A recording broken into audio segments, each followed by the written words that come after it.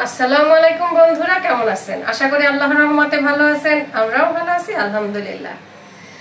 চলে আসলাম রান্না বান্না করতে। তো আজকে রান্না করব লাল মুরগি।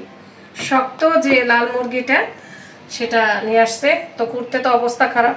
কুইটা বাইটা নিয়ে আসলাম। যে আবার এটার পেটে তো ডিমও থাকে, ডিম আছে। তো আজকে ঝাল ঝাল করে রান্না করব এই শক্ত মুরগি, আর এর সাথে রান্না করব পোলাও। তো মুরগিটা কেটে নিছি, আদা রসুন বাইটা আনছি, আর পেঁয়াজ মরিচও কেটে নিছি। তো এখন আগে মুরগিটা বসাই দিই। এই মুরগিটা তো রান্না করতে অনেক সময় লাগবে। তো কড়াইটা বসাই দিলাম। এখন দিয়ে দিব সয়াবিন তেল। বিসমিল্লাহির রহমানির রহিম। দিয়ে দিব গরম মশলা, এলাচ, দারচিনি, লবঙ্গ, গোলমরিচ, আর একটা তেজপাতা একটু ছিঁড়ে দেই। দিয়ে দিব পেঁয়াজ,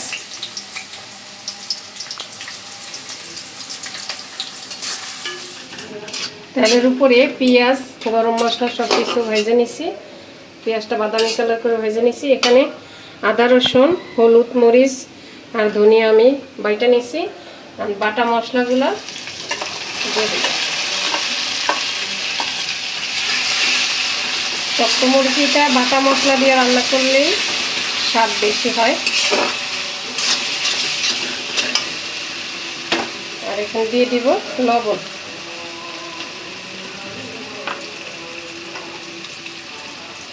আর এই বাটা মশলা এখানে রাখছি, তো বাটিটা ধুয়ে একটু পানি দিয়ে দিই।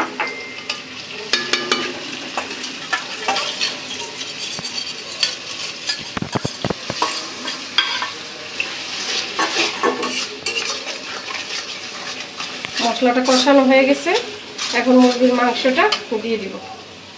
ডিমটা রাখা বাকি সব মাংস দিয়ে দিই।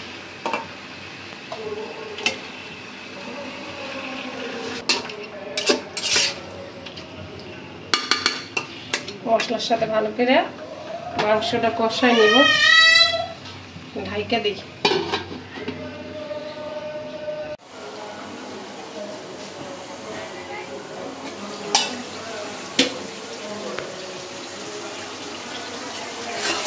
মাংসটা কষানো হয়ে গেছে,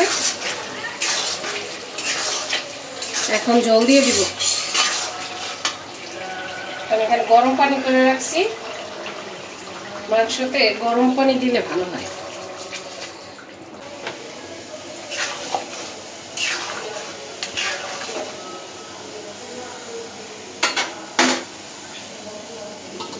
ঝোল দিয়ে দিলাম, ঢাইকা দিই।